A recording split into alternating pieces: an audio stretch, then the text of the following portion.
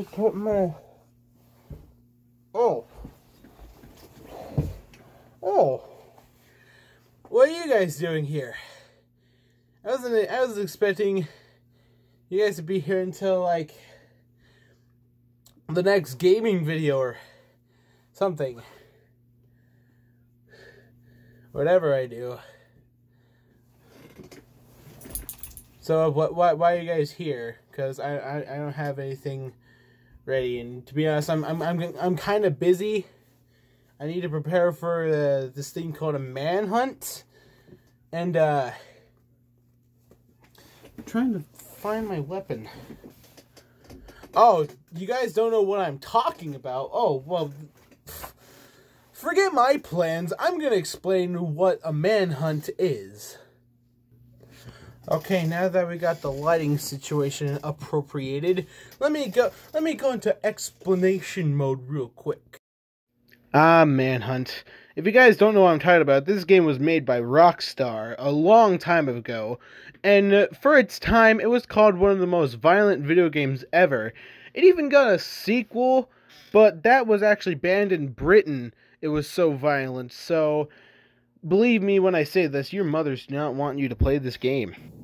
And we're going to take this video game, and we're basically going to review it, so let's just get right in. The first thing, the ingenuity. Now you're thinking, MC, what are you talking about? What ingenuity does Manhunt have? It has a lot of ingenuity. It has a lot of it.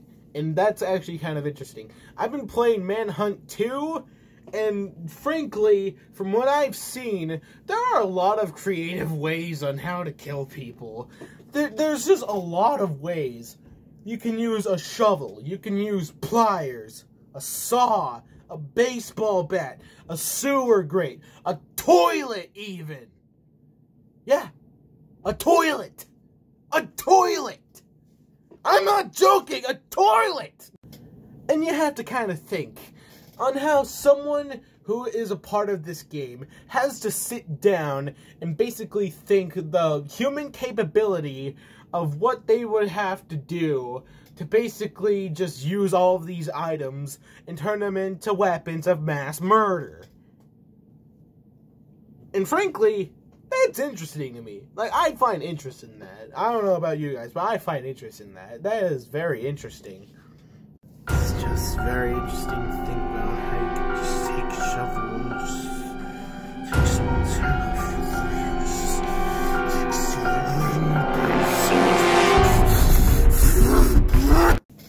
Number 2! The action. Now with a game like Manhunt, there's actually some action scenes, but they're spaced out evenly.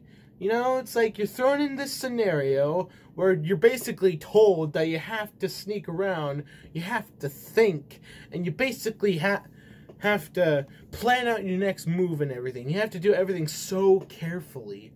And then after like the first 3 missions, something big happens, and it's completely hectic. And that in Manhunt 1, you basically have to go through the 3 missions until something like that actually happens, and there's actually some kind of action, something that like gets you hyped up. Like in Manhunt 1, sorry if I'm spoiling this for you guys, in Manhunt 1, if you complete all 3 missions, you basically go down this alleyway, and this tactical SWAT team basically beats you up, and then takes you in their truck, and then you basically see all these psychopaths in a basketball court. One military-looking dude chokes one of them out, he tells them to go fan out and basically hide so that they can kill all of... Wait, hold on. So that they can kill you, and you can kill all of them. That's what I meant to say. I twist my words around. Sorry. But basically, yeah, this military dude just tells all these psychopaths in one, like, blacktop basketball court, basically slaughtering innocent civilians. That's an exaggeration. They're not really slaughtering anything. They're just kind of walking around and insulting each other. I want to say that because I wanted to make the game sound awesome. But now that I say that, it makes it sound way worse than it is. I'm sorry. Alright, what was I talking about? Oh yeah. This part basically just sets you up for like your next mission, and you're just dropped off in this truck and you expect something. It's like, oh well, I just got jumped by military men and now I'm expecting a fight. I'm actually hyped up for that. I'm ready. Bring them on. But you're still in the scenario where you have to think and plan out your next move, because you know that they're just going to be lurking, and you don't want all of them on top of you, because that's the whole point of manhunt. You have to sneak around and do all this stuff so that not all the guys see you, and then you get curb stomped, and then you just die because you were just spotted by a bunch of guys. Like, you don't want that, you know. You want to be sneaky. You want to be sneaky and quiet. But like I said, after all those other scenarios, you're hyped. You have that bloodlust. You're just waiting to see the next poor schmuck who happens to cross your line of sight so that you can brutally murder him. And like I said, that's action right there. Like, this intense scene happens, and you basically are just like, okay, I'm prepared. I know what to do. I know, I got the premise of this game. I'm ready. Let's go. And with Manhunt, it spaces that out completely. And that's actually pretty nice. But, with Manhunt 2, it does space those out, but you basically have, like, some things that basically lead you to be like, oh yeah, I want to get to the next mission and let's go. And what Manhunt 2 does with that is actually story. And with that story, it has just a lot of anarchy going on within like the first minute of the first mission. You're in this like psychiatric asylum hospital thing, and something goes wrong. All these maniacs are out. Male nurses are killing the psychos, I guess, crazy people inside that asylum. They're killing each other. They're killing everyone. All of this hectic stuff. And you're basically just thrown in there. And you're like, okay, well, I gotta get my bearings with my controls so that I can actually kill some fools. And that's actually gonna be pretty cool. And I'm gonna be impressed with what this game is. Because the first one, that was violent. I wanna see some kills in this one. And even in the next missions, it kind of introduces some new villains. And you're basically like, oh yeah, bring them on. Because I know what I'm doing now. I've mastered the manhunt technique. I'm ready to just pummel someone's face in. And basically, it spans it out from, like, psychiatric, an insane asylum, murder party, to these dudes in suits trying to follow you, to you trying to get to your house and find something that you left yourself because you can't remember anything, to you going to this old, like, this old hideout. Actually, no, you go to like this little rave place. I say rave place, but anyone who's played Manhunt 2 actually knows what I'm talking about. So hopefully I don't have to explain this in explicit detail. You basically go to a bar, and in the back room there's just a rave place where people wear a lot of leather and masks with zippers. That's all I'm gonna say.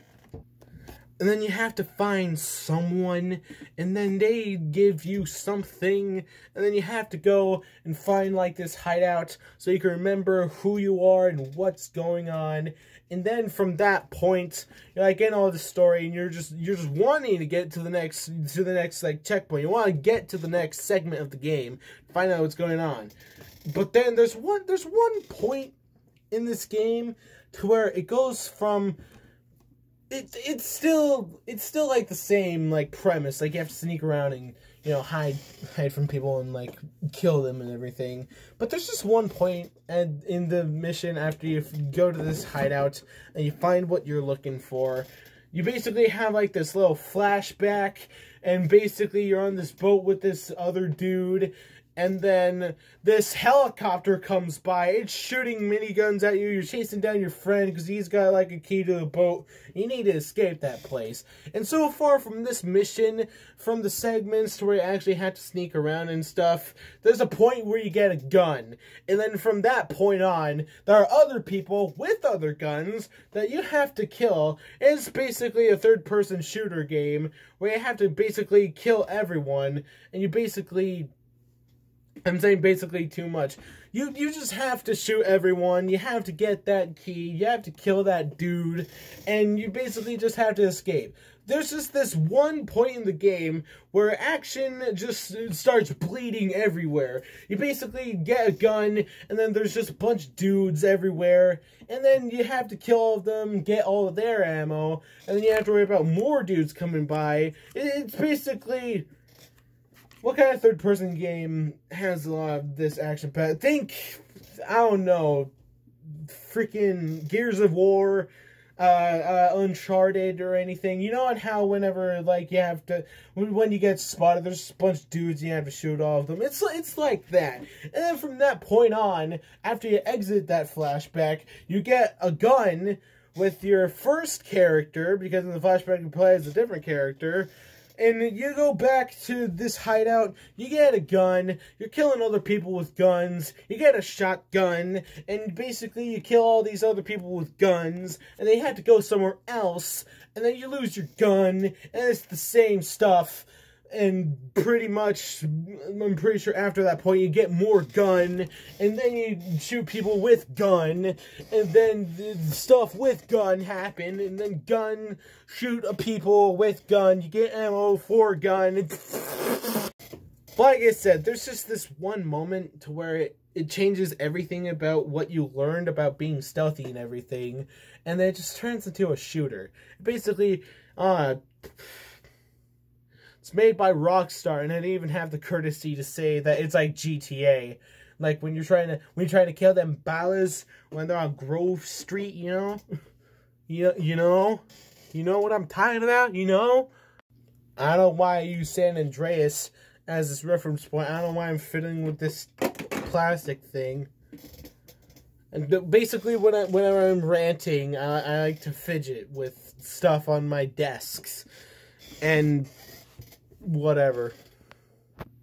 But like I'm saying again, and this is going to be the last time I'm going to talk about this. Like I said, there's just this one point where it just changes the whole point of the game. From what you learn about being stealthy, from actually, like, sneaking and doing all that stuff, it just changes it for the better.